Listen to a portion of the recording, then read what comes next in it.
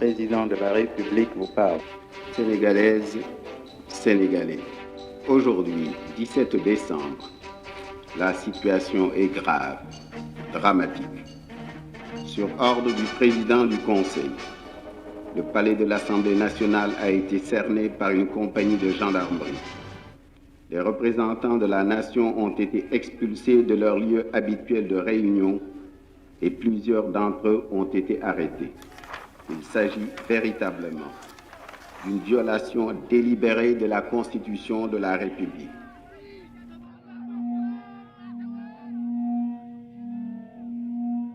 Mamadou Dia, ex-président du Conseil, déportation perpétuelle.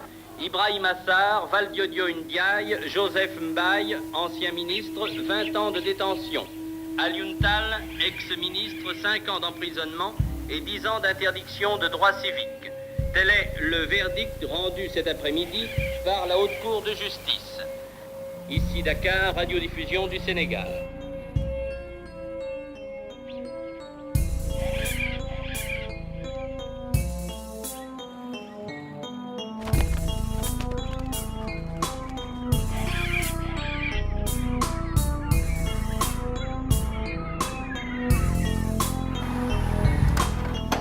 Tout cela me paraissait tellement bizarre, tellement extraordinaire, tellement inattendu.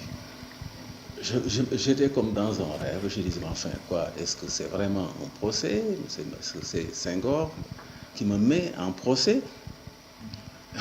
Je n'arrivais pas à réaliser. Monsieur Dia, pour le moment, est en prison et le président Senghor, qui est le vainqueur de ce conflit, a pris la parole hier devant l'Assemblée sénégalaise. L'exécutif bicéphale est impossible.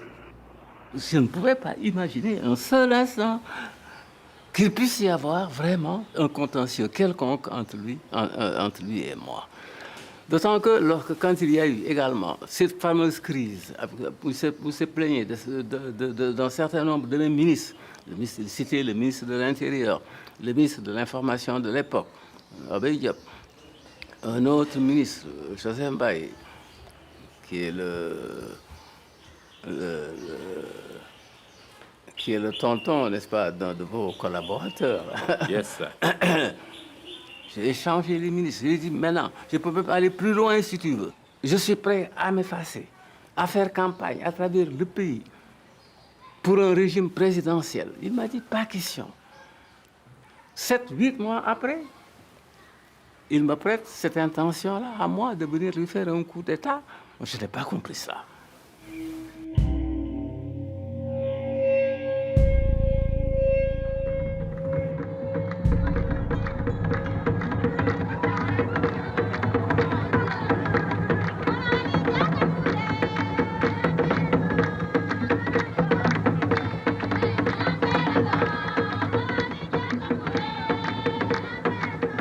Il m'est arrivé, moi, d'enlever ma veste, en plein Paris, n'est-ce pas, prêt à me battre avec des étudiants, n'est-ce pas, qui s'acharnaient, n'est-ce pas, contre lui. Hein? Moi, vraiment, j'étais le talibé,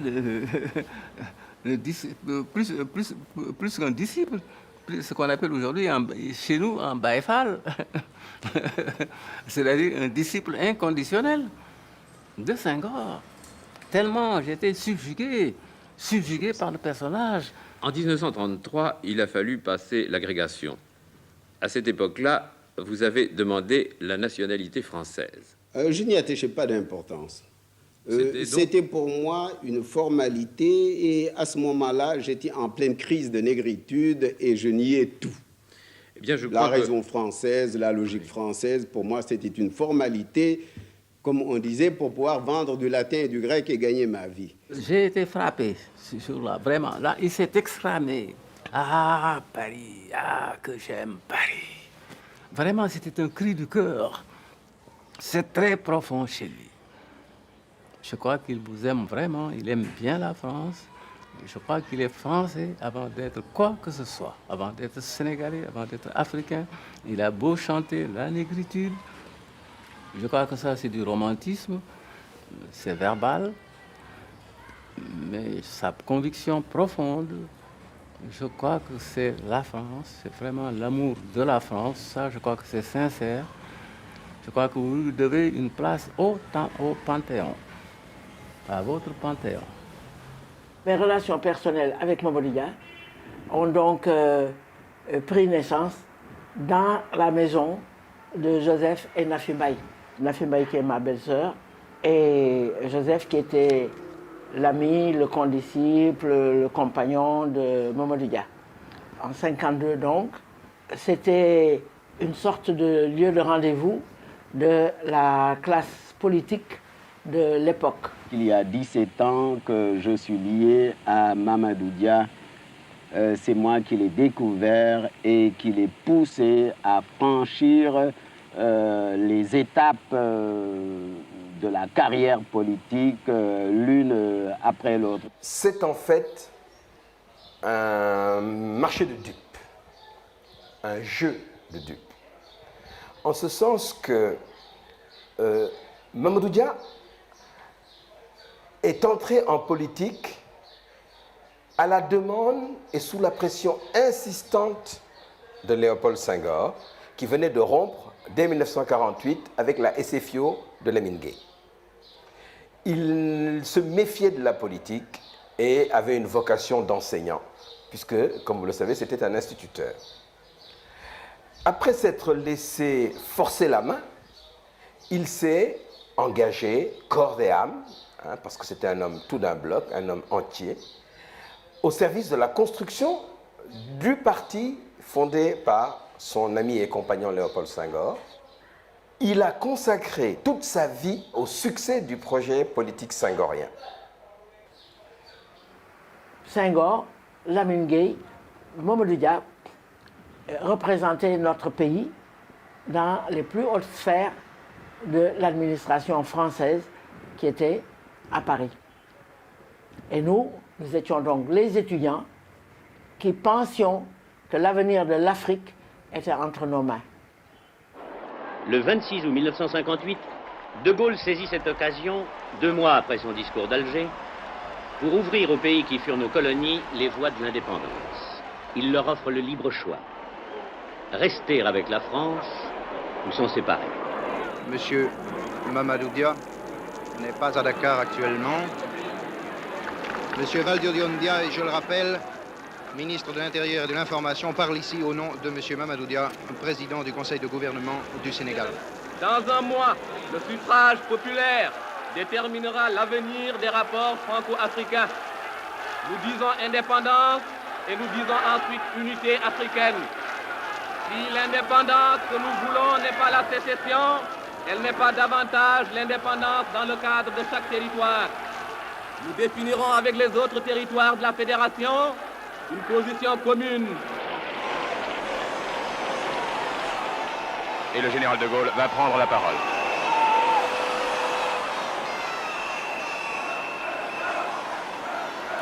Je vois que Dakar est une ville vivante et vibrante. Je veux dire un mot d'abord aux porteurs de pancartes. Ils veulent l'indépendance, qu'ils la prennent le 28 septembre. Mais s'ils ne la prennent pas, qu'ils fassent ce que la France leur offre, la communauté franco-africaine. J'ai donc appris de Suisse, n'est-ce pas? Bon, j'ai passé mes quelques jours de vacances, où je venais de rédiger mon rapport au Congrès, n'est-ce pas, pour proposer le nom, que j'ai donc appris ce qui venait de se passer à Dakar. En ce moment-là, il faut donc absolument que je prenne tout de suite contact avec Senghor. C'est en ce moment-là donc que je me suis rendu à Gonville-sur-Mer. Nous avions dit à l'époque que nous ne pouvions pas décider de nos rapports avec la puissance coloniale avant d'être indépendants nous-mêmes. Mamadou était d'accord avec nous sur cette question à Cotonou. Nous ne le savions pas. Paraît-il que Senghor voulait l'indépendance dans 25 ans. Mamadou l'a convaincu de l'avoir en 4 ans. Nous étions peut-être même le seul État mieux que, n'est-ce pas, mieux placé, même peut-être même que la Guinée, à cette époque-là, vraiment, n'est-ce pas, pour prendre notre indépendance. Nous avons mis en place un certain nombre de structures qui nous permettaient tout de suite tout de suite de prendre notre indépendance. Bon, alors donc c'est dans ce moment-là qu'il m'a dit, il faut maintenant que je te dise la vérité.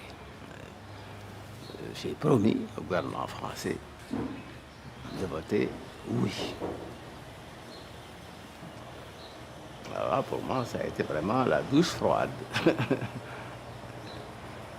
Pour la première fois, je me suis senti trahi.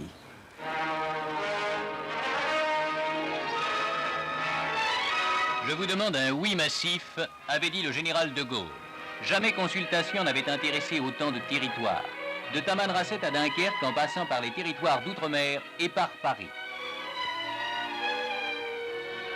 Le résultat est impressionnant. Non, 5 millions de voix. Oui, 31 millions. Le Sénégal, toute la France d'outre-mer, sauf la Guinée, avait dit oui à la communauté proposée par la France. Je crois que Senghor ne concevait pas une rupture avec la France. Pourquoi nous avons voté oui en 1958? Parce que nous pensions qu'il fallait aller à l'indépendance, grouper non seulement le Sénégal, mais avec tous nos voisins. S'il y a quelque chose de positif que Senghor ait fait pour l'Afrique, c'est bien cette lutte-là contre la balkanisation.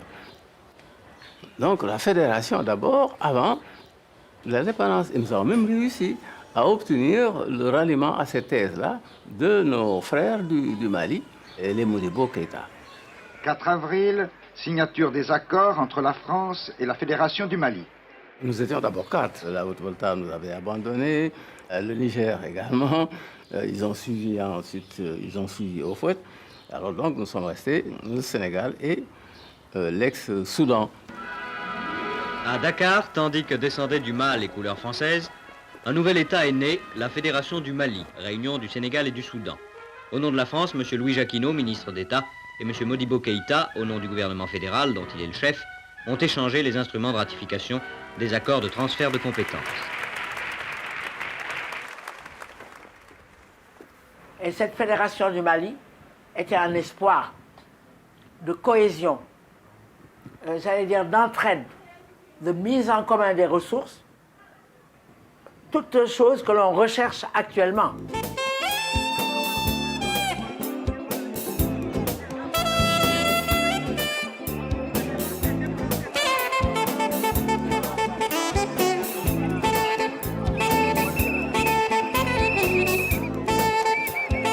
En somme, c'est le Soudan au Sénégal maintenant. Eh bien, si vous voulez, oui. Le mariage du Soudan, en tout cas, et du Sénégal. Mais il y a quelque chose d'essentiellement militariste dans votre façon d'endoctriner la jeunesse. Pourquoi? Nous avons donc militarisé nos jeunes pour pouvoir entraîner la population dans la perspective de leur mobilisation pour les investissements humains. Les différences entre les deux pays qui formaient le Mali nous avaient paru assez sensibles pour le faire remarquer au président du Conseil sénégalais lui-même, M. Mamadou Dia. Ce dynamisme du Soudan, son organisation politique, je crois, sera un élément, un facteur positif. D'un autre côté, il est certain que le sens aussi de la démocratie des Sénégalais pourra également être constitué un frein à ce que vous appeliez tout à l'heure une tendance nettement marquée au parti unique. Senghor et Dia étaient du même bord, du même côté. Oui. Ils étaient du même côté. Et Senghor devait être président de la Fédération du Mali. Et Dia s'était mobilisé pour que Senghor devienne président de la Fédération du Mali. Modibo Keïta étant président du Conseil. Mais le chef de l'État de la Fédération du Mali, ça devait être Senghor.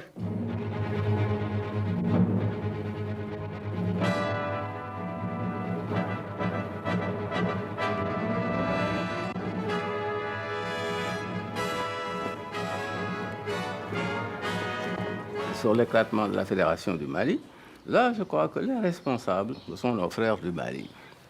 Ils ont eu des comportements absolument inadmissibles. Et ils ont travaillé même à disloquer l'unité sénégalaise en nous opposant à notre adversaire de l'époque, qui était Lamine Gueye, qui est d'ailleurs tombé dans le jeu des Maliens, qui le poussait, n'est-ce pas, à se présenter comme président de la Fédération à la place de Senghor.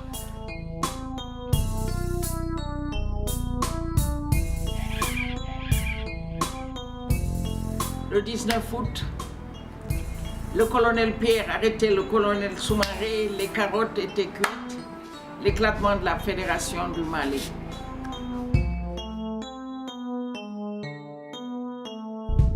C'est donc Mamadou Dia le responsable. Mais c'est sous le magistère de Mamadou Dia. Parce que Senghor, à ce moment-là, n'est pas encore président de la République, il va le devenir. Modibo Keïta, qui était le chef de gouvernement, est rentré dans mon salon et il me dit « Je viens prévenir Doudou que nous partons. L'aventure ne peut pas continuer. Nous allons partir demain matin. » Et nous allons le retrouver pendant 4 ans en exil à Bamako. Dakar a vécu des heures de fièvre. Le Sénégal s'est retiré de la Fédération du Mali. Les Soudanais rêvaient, selon leur tempérament, d'un État unitaire où ils nous auraient dominés grâce à leur nombre et à leur discipline. Nous voulions, nous, d'un État fédéral très souple. Vous connaissez l'événement. Le Sénégal a été amené à prendre son indépendance, à quitter la Fédération du Mali. Nous ne renonçons pas à cet idéal-là, mais nous avons considéré que précisément pour réaliser ce regroupement, pour aller de l'avant, pour faire un jour l'unité africaine, il était indispensable que nous recouvrions d'abord notre liberté, notre indépendance. Il a pris la responsabilité historique de l'éclatement de la Fédération du Mali, qui associait le Sénégal et l'ancien Soudan français, simplement parce que nos compatriotes soudanais ne concevaient pas, ne pouvaient pas envisager que Senghor préside la Fédération. Ils lui ont dit, Mamadou, un pro-français comme Senghor ne peut pas diriger un État nouvellement indépendant. Nous préférons Lamine Gueye. Ou à défaut, que toi-même, tu présides la Fédération. Et Mamadou Dia est resté inflexible. Ce sera Senghor ou personne. C'est ça qui est la cause principale de l'éclatement de la Fédération, si l'on fait abstraction des manœuvres des Français, évidemment, qui étaient pour le démembrement de l'AOF. L'Assemblée sénégalaise avait sanctionné la séparation du Sénégal et du Soudan. Elle se donnait alors un président de la République et accordait l'investiture à M. Mamadou Dia, nouveau chef du gouvernement, dans les formes voulues par la nouvelle Constitution. Chaque fois qu'il y a eu des événements importants, qu'il y a un tournant, j'ai toujours proposé à Senghor de venir prendre la direction. Je l'avais fait déjà au lendemain de la loi cadre. Après le référendum, j'ai dit maintenant le moment est venu. Il m'a dit non, il n'est pas question, c'est toi. Là également, après la rupture avec le Mali, la Constitution, je lui ai dit voilà encore une occasion. Il faut maintenant que tu prennes maintenant la direction du pays comme leader. Il m'a dit pas question, tu resteras comme président du Conseil avec tous les pouvoirs d'un chef de gouvernement. Et moi, genre président de la République, 4e République. Et c'est dans ces conditions-là qu'on a donc désigné une commission qui a été chargée d'élaborer le texte de la Constitution, la nouvelle Constitution du Sénégal, sur les propositions même de Senghor.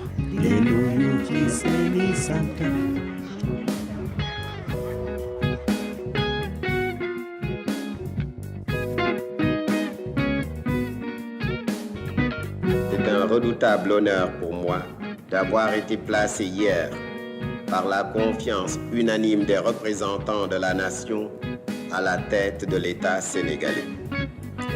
Cher vieux Sénégal, si je t'ai tant chanté, et de préférence ce pays bas où dorment mes ancêtres sous les palmes et l'Alizé, si je t'ai tant chanté, c'est que tu es ma patrie, la chair de ma chair, la chair de nos morts.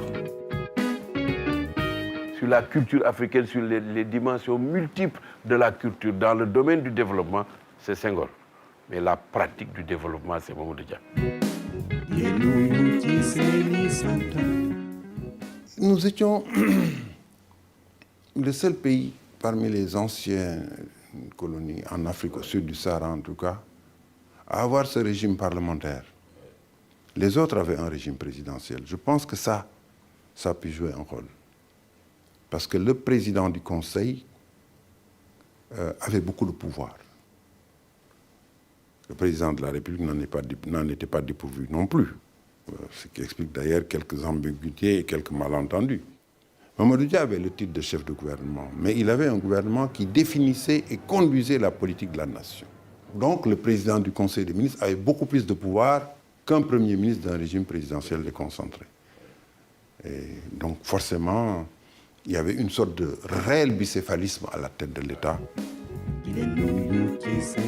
Une mission nous a été confiée par Mamadou Dia et Senghor. Ceux qui étaient des sujets français jusque-là, ils devaient devenir des citoyens sénégalais. Et pour ça, nous avons mis en place le système de l'animation rurale.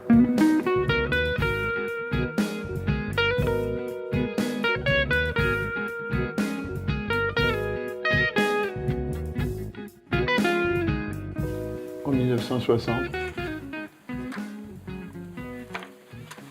Roland étant son directeur de cabinet, qui était la cheville ouvrière. Et c'est Roland qui était le lien entre lui et tous les autres ministères. C'était un moment crucial dans l'histoire pour réussir ou non la fondation d'une véritable démocratie. Cette démocratie qui serait partie du peuple et non pas d'un modèle venant de l'extérieur. Et là, un certain nombre de dirigeants africains l'ont compris. Mamadou Dia était de ceux-là. Pourquoi? Parce que par l'animation rurale et l'éducation populaire, il voulait donner aux citoyens les moyens de se prononcer. Lumumba avait la même idée. Nyerere en Tanzanie avait la même idée. Amilcar Cabral en Guinée-Bissau avait la même idée. Et tous sont partis au tapis. Je préparais déjà la création des communes rurales. Au fond, c'était le schéma chinois. Toute l'économie agricole était socialisée dans un sens autogestionnaire. Et je venais aussi de prendre un certain nombre de mesures qui déjà portaient atteinte, pas seulement au secteur capitaliste, mais même aux féodalités économiques locales que constituaient certaines confréries religieuses.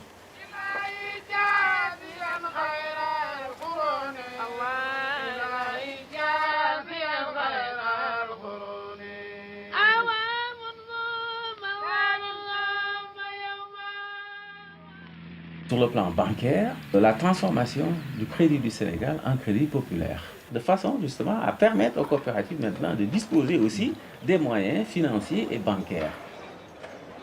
Sous l'égide d'une société d'État, la SICAP, une banlieue populaire mais moderne s'est créée. Les Africains y sont relogés dans des pavillons agréables, à des conditions financières défiant sans doute toute concurrence. Mamadou Dia avait vraiment pris la responsabilité de définir le projet de développement du Sénégal. Il disait le socialisme participatif, pour moi, c'est un contrat entre l'État et la nation. Les traitants disparaissaient, les intermédiaires disparaissaient avec les coopératives, d'où la révolte, tous ces gens-là mécontents. Maodo. ma ñëw tabax dëgg ci gént askan bi man Maodo ma ñëw fal béykat bi buur ma ñëw man Maodo. Mamadou Dia, son intégrité n'est plus à démontrer, je pense. Mais son autorité a pu, à la longue, être une sorte d'autoritarisme. Quand, par exemple, on nous annonçait la visite de Mamadou Dia à Diourbel, toute l'administration était sens dessus-dessous. Parce qu'on savait que celui qu'on appelait le président Dia visitait de fond en comble tous les services administratifs, à commencer par la gouvernance. Moi, mon époux, à l'époque, étant gouverneur adjoint chargé du développement, était le responsable de la délégation qui parcourait les différents coins de la région. Mamadou Dia, le chapeau de cow-boy sur la tête, rentrait dans le champ, visitait les pieds d'arachide, les épis de mil, il ne laissait rien au hasard. Il y a eu un engouement formidable. Il y a eu un mouvement de libération paysanne, quelque chose d'extraordinaire dans ce pays. J'avais réussi, n'est-ce pas, vraiment à mettre au pas toute la classe maraboutique, les syndicats, les fonctionnaires, à l'époque, qui étaient tout puissants dans ce pays.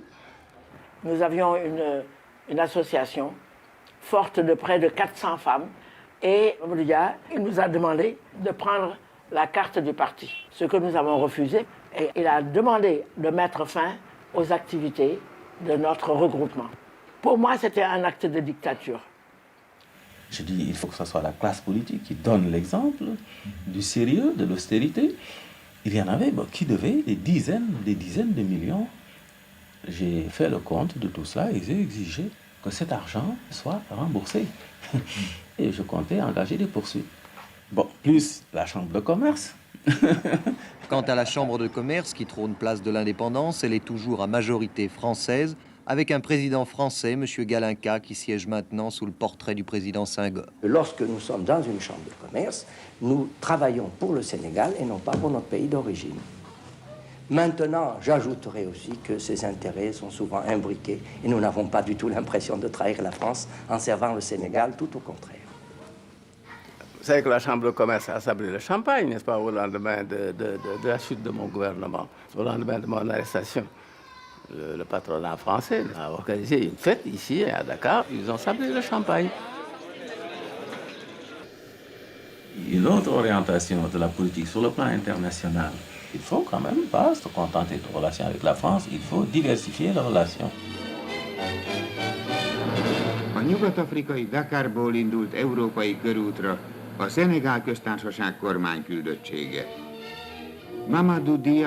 C'est en ce moment-là que j'ai donc entrepris cette tournée sur l'invitation des différents pays de l'Est qui suivaient pas à pas la politique que je menais au Sénégal et qui leur était sympathique. Je crois que ce succès, cette orientation vers l'Est aussi, c'est une des choses qui sont aussi à la base de la crise de 1962. Car c'est à la suite de ce voyage-là que j'ai établi les relations diplomatiques avec l'Union soviétique. Tu t'en souviens. Ça a d'ailleurs fait scandale en ce moment-là, pas seulement sur le plan du Sénégal, mais même sur le plan africain.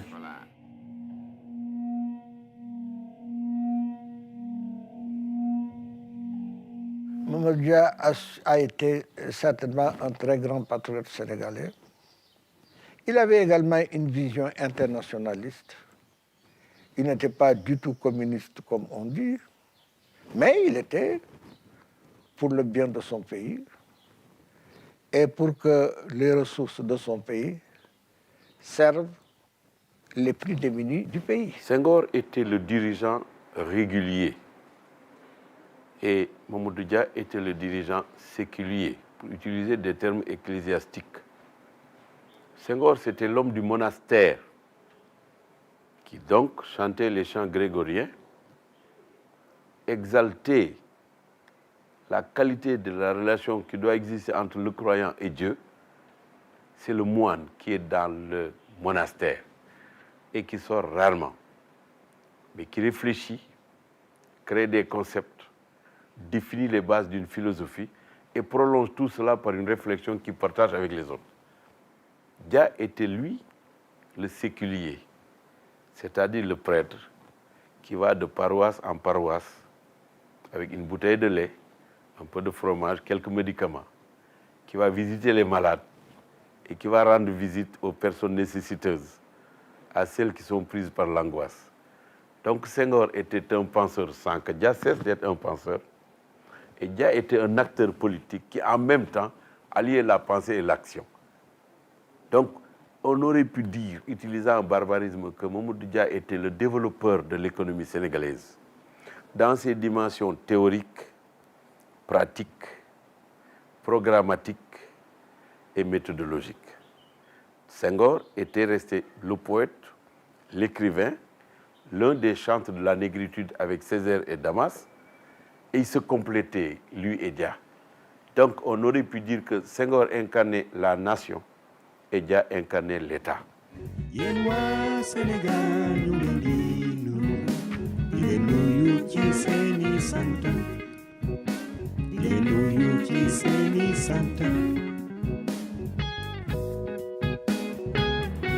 compte avoir des conversations privées avec le général de Gaulle.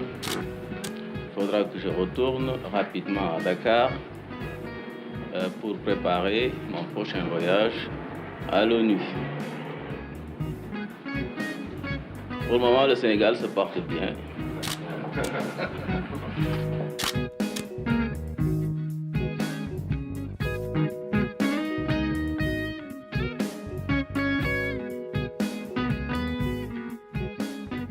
Moi, j'ai commencé à me poser des questions en août 1962, alors que j'étais gouverneur de la région du Sine-Saloum. Le président Senghor était allé en vacances et le président du Conseil, Mamadou Dia, a fait une tournée à travers le pays en commençant par le Sine-Saloum. Mais ce que je constatais, c'était que toute référence à Senghor était absente de son discours, axé sur les problèmes de développement, mais en même temps sur une sorte de morale sociale qui demandait au peuple d'être encore plus concerné par la chose publique. Mais j'entends jamais une référence au président de la République, à Senghor. Je lui ai posé franchement la question, qu'est-ce qui se passait entre Senghor et lui? Et il m'a répondu, il y a des gens qui veulent briser cette amitié de 17 ans, mais ils n'y arriveront pas. Rassure-toi. Et je suis parti rassuré. Ça n'a pas empêché les événements du 17 décembre de se produire. Le 9 novembre, avant les événements de 62, j'ai passé 2 heures en tête-à-tête avec Mamadou Dia, où il m'a expliqué vraiment, cœur à cœur, tout ce qu'il pensait. Et il me disait cela. Si Senghor tient les promesses qui se sont nouées entre nous, on passera le cap. Sinon, ce sera une épreuve terrifiante. Un matin, je crois que c'était le 13 décembre, je vais voir Senghor. Il me dit, voilà, il y a des députés qui sont en train de réunir des signatures sous le manteau pour déposer une motion de censure contre Mamadou Dia. Je ne suis pas d'accord avec ces députés du tout. La politique que Mamadou Dia mène, c'est notre politique. En tout cas, la règle, c'était que le parti devait se réunir, prendre des décisions avant que les instances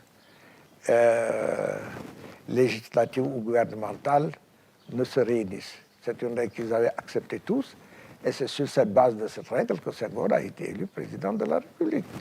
Quand Senghor m'a dit ça, j'ai eu mes doutes. Je me suis dit, mais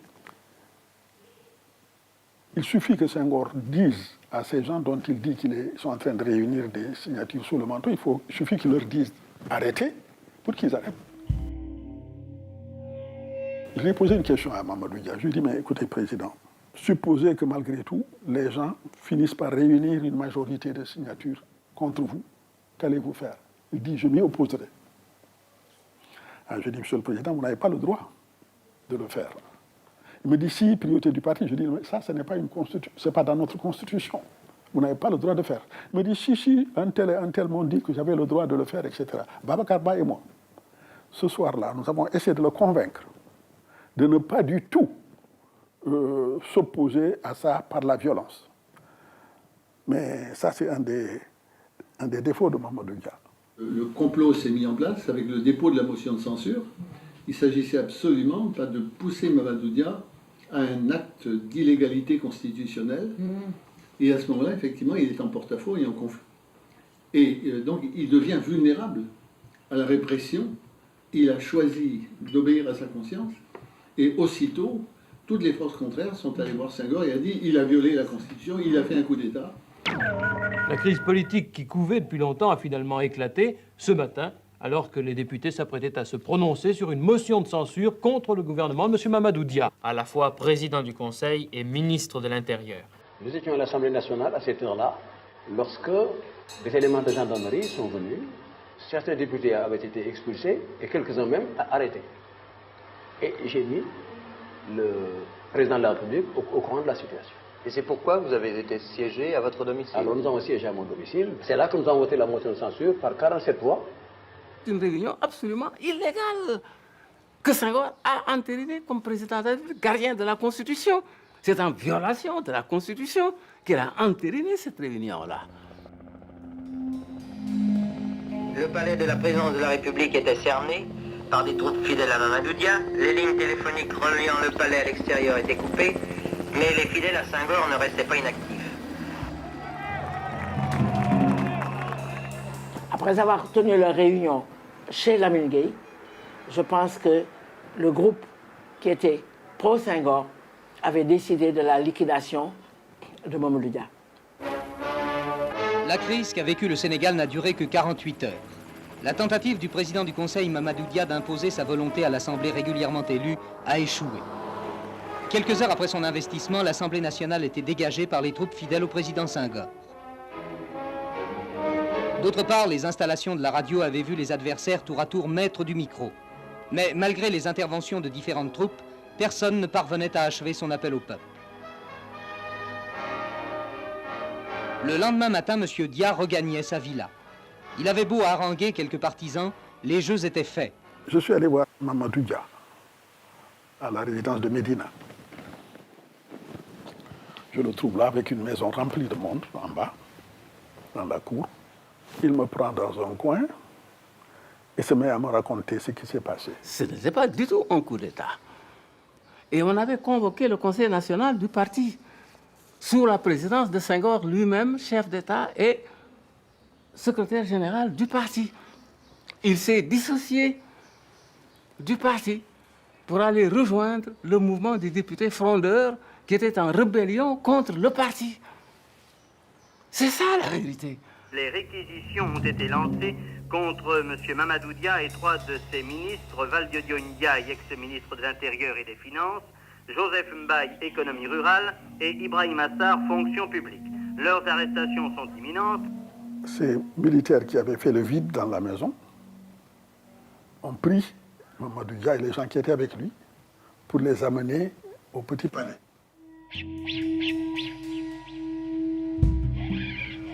Je prends ma voiture pour aller voir Senghor.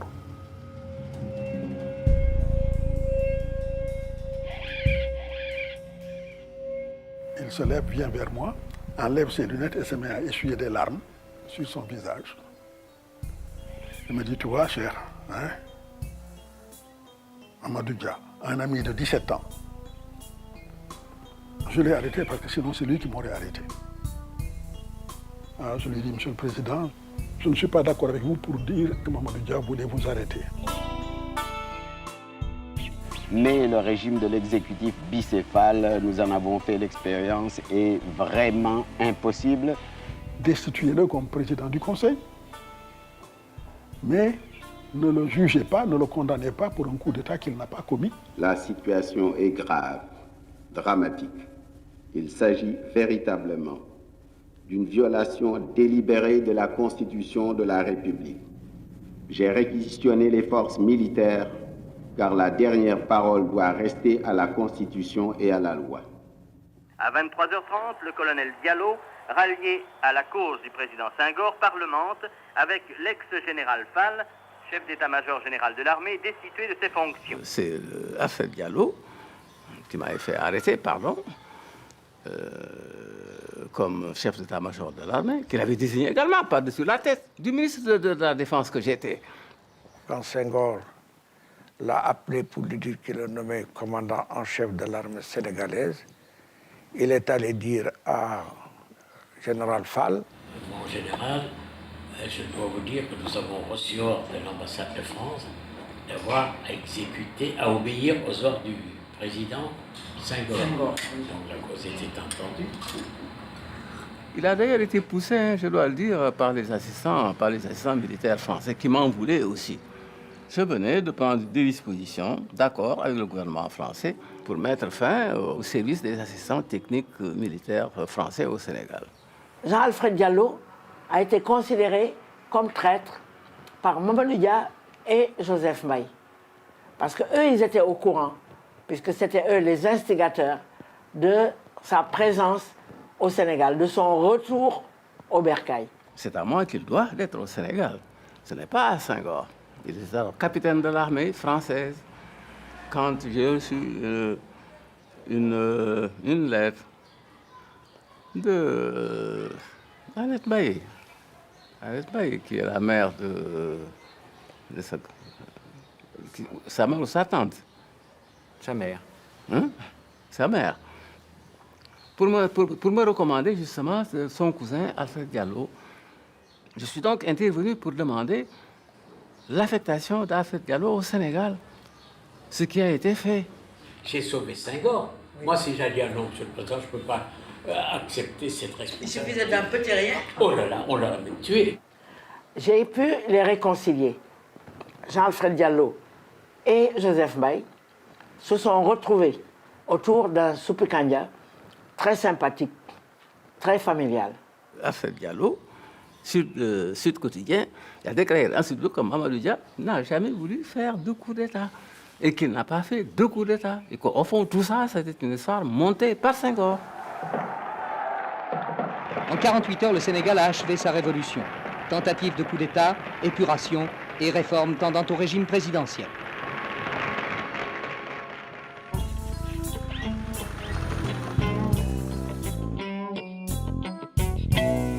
Dans son réquisitoire nuancé, d'une grande modération, le procureur général, M. Ousmane Camara, avait dit hier, entre ce que Mamadou Dia croyait légal en se basant sur la suprématie du parti et ce qu'est la loi, il y avait un procès. Ainsi, le rideau tombe sur un procès, peut-être moins celui d'un homme de parti que celui d'un système. Un procès entre la Constitution et la primauté du parti. Ici Dakar, radiodiffusion du Sénégal.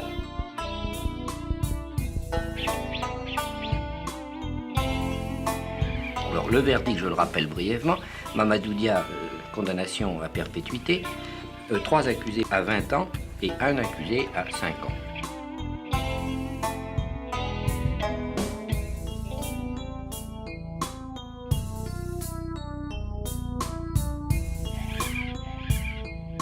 C'est l'aboutissement de la lutte entre les deux plus fortes personnalités du Sénégal, le président de la République, Léopold Sédar Senghor, et le Premier ministre Mamadou Dia, deux personnalités qui ne pouvaient plus collaborer pour plusieurs raisons. Deux cabinets existaient qui n'arrivaient pas à appliquer les décisions prises en Conseil des ministres. Je suis profondément conscient des graves devoirs de ma charge. Il m'appartient de garantir l'indépendance nationale et l'intégrité du territoire de la République. Je n'y faillirai pas.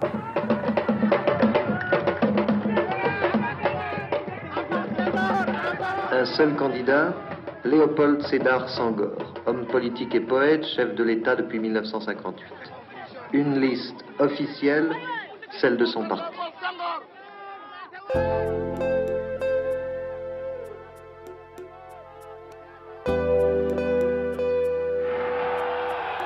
L'opposition a choisi un autre terrain, son terrain, la rue. Une manifestation groupant plus de 10 000 personnes se forme dans la Médina. Des cris fusent de toutes parts, à bas Senghor, tous au palais. Soudain, des éclatements sourds de grenades offensives, des rafales de mitraillettes et de fusils mitrailleurs, la foule s'égaye dans toutes les directions. Qui a tiré le premier, on ne le saura sans doute jamais. Mais le bilan est lourd au soir de cette journée, 40 morts, 250 blessés. Monsieur le Président, ce doit être une grave décision que de celle de donner l'ordre de tirer sur une foule, même de manifestants. J'aurais pu vous retourner la question et vous dire, demandez cela à l'opposition qui a commencé par faire tirer sur le service d'ordre. Le service d'ordre avait des instructions pour ne tirer qu'en cas de dernière extrémité, que si elle était en légitime défense, mais tant que je serai là, je tâcherai de maintenir la démocratie. Allez-vous-en, Monsieur le Président. Dégage,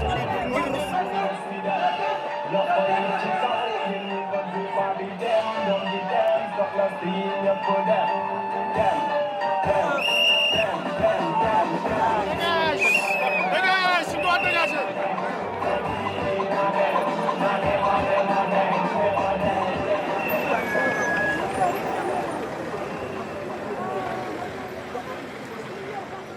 quelques jours après, le procès se termine. Mamadou Dia est condamné de façon aussi sévère. J'ai écrit une lettre de démission. On nous a même demandé à tous les gouverneurs de signer un acte d'allégeance personnelle à Senghor, ce que j'ai refusé. Et au Conseil des ministres où on m'a relevé, il paraît qu'il y a certains ministres qui ont dit oui, mais il faut l'enlever parce que c'est un djaïste. Et vous savez qu'après décembre 62, être djaïste était un délit, sinon un crime, sous le règne senghorien.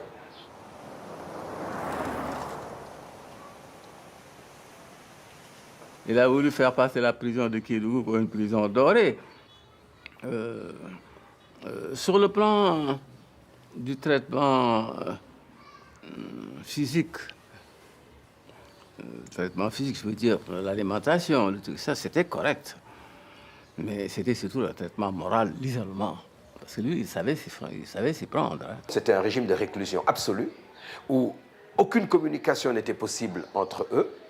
Nous, le groupe dit des incendiaires, quand nous y sommes arrivés, nous avons dû faire deux grèves de la faim, dont une de 23 jours, pour imposer qu'on mette fin à notre réclusion et qu'on nous donne la possibilité de nous voir. On a construit ma tombe sous mes yeux. Comme j'étais condamné à vie. Alors, je voyais des gens qui s'activaient là, à côté. Je me suis dit, mais qu'est-ce que c'est que ce machin-là? J'ai fait venir le régisseur. J'ai dit, qu'est-ce que vous faites en train de faire comme ça? Vous êtes en train de me construire ma tombe. Je lui ai dit, mais savez-vous si c'est vous qui allez m'enterrer ou moi? Tu as laissé ta chair aux ronces de la brousse. La plante de tes pieds s'est usée sur les chemins de la vérité. Que veut encore Caïn, ton frère maudit? Tu lui as offert ton cœur. Qu'en a-t-il fait? Il faut savoir que Senghor a mis beaucoup de temps à être convaincu de libérer Mamadou Dia. Il faut le savoir. Il a fallu l'intervention de beaucoup de personnes avec insistance. Il disait oui, mais il faut qu'il reconnaisse qu'il a fait un coup d'État. Il faut qu'il se repente de ce qu'il a fait. Senghor accepte de le libérer s'il prend l'engagement de renoncer à la politique. Dia, qui était déjà plus qu'aux 3/4 aveugle, me dicte une réponse extraordinaire et dont l'essentiel était pour moi, la politique n'est pas un droit, c'est un devoir. Et donc, on peut renoncer à un droit, on ne peut pas renoncer à un devoir. Il me dit, finalement, je préfère être libre dans ma prison que prisonnier dehors.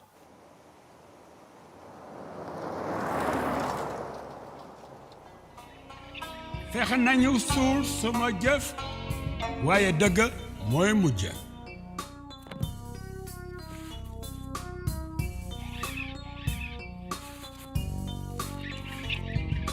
Maodo man jaar naa Kédougou bind fa ay téere ngir ëllëg.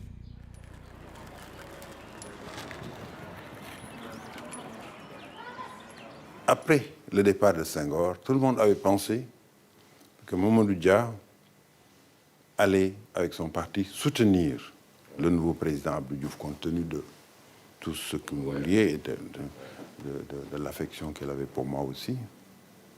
Mais il ne l'a pas fait. Il ne l'a pas fait. Il est resté opposant. Et c'est ce qui a expliqué d'ailleurs la scission à l'intérieur de son parti, puisque Valdiodio et tous ceux qui croyaient en lui l'ont quitté pour venir me rejoindre. Il s'est présenté même contre moi en 1983. Il n'a pas accepté que des gens comme moi, ou comme mon oncle Aboubakri, ou même Valdiodio Ndiaye, n'aient pas accepté de le suivre dans son intention de créer un parti politique. N'est-ce pas? Voilà donc là une des facettes du caractère de Mamadou Dia. Il pardonne tout à Senghor, mais il ne veut pas du tout que les autres se réconcilient avec Senghor ou aient leur liberté d'action.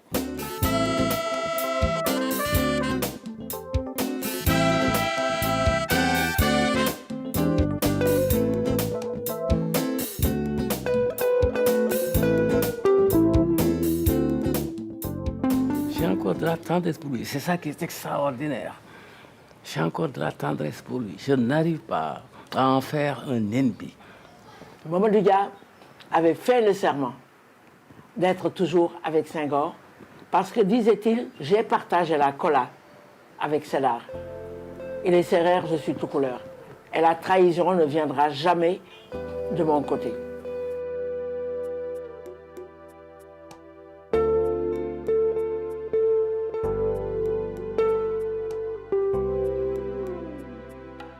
J'ai écrit sur le mur un texte du Coran qui m'est venu à l'esprit. قل لن يصيبنا إلا ما كتب الله لنا هو مولانا وعلى الله فليتوكل المؤمنين. Pendant les 12 ans que je suis resté en prison, Senghor maintenant n'est plus pour rien, personne n'est plus pour rien. Maintenant, c'est une affaire entre Dieu et moi. Il me faut prouver à Dieu que j'accepte la décision. En restant serein, en restant calme, en restant moi-même, en n'ayant de haine contre personne. Et c'est la raison pour laquelle, quand j'ai été gracié par Senghor, quand je suis arrivé, j'ai dit, maintenant, nous nous oublions tout, nous nous embrassons. Ça a été mon geste. Je n'ai pas de rancune sur le plan personnel, je ne peux pas avoir de rancune contre lui. Mais par contre, quand je vois ce qui s'est passé, ce que le Sénégal est devenu, après, à la suite, n'est-ce pas, de ces événements-là de 62, rien que pour des questions de pouvoir parce que pour lui, il s'agit tout simplement de prendre le pouvoir personnel, régner, n'est-ce pas, de façon personnelle, ce machin, sur le Sénégal, pour en arriver là, et toutes les conséquences, n'est-ce pas, que cela a eu, sur le plan de l'évolution de notre pays, alors que nous étions si bien partis, nous étions un exemple qui aurait pu faire tache d'huile à travers toute l'Afrique. Et peut-être que cet exemple-là aurait évité à l'Afrique tout ce qui est arrivé aujourd'hui. Nos nouvelles dépendances. Tout cela, je dis, ça aurait pu être évité s'il n'y avait pas eu cet acte de folie de sa part, d'égoïsme de sa part, de décembre 1962. Alors je dis que ça, évidemment, c'est quelque chose que je ne peux pas oublier, que je ne peux pas pardonner.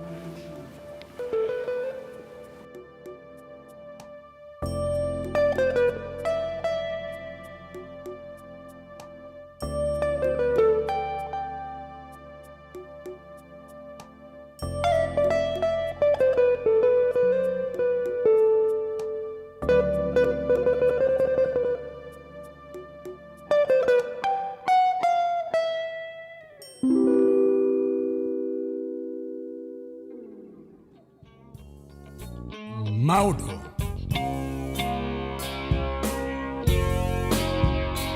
Mamadou Dia. Yow yaay Maodo. Dia. Dia. Gërëm nañ la. Ma ñëw man Maodo xamal yeewu nit ñi ñuul ñi bokk nekk benn. Man Maodo du ma sëgg mukk ci kanamu nasaraan bi. Fexe nañu suul sama jëf waaye dëgg mooy mujj.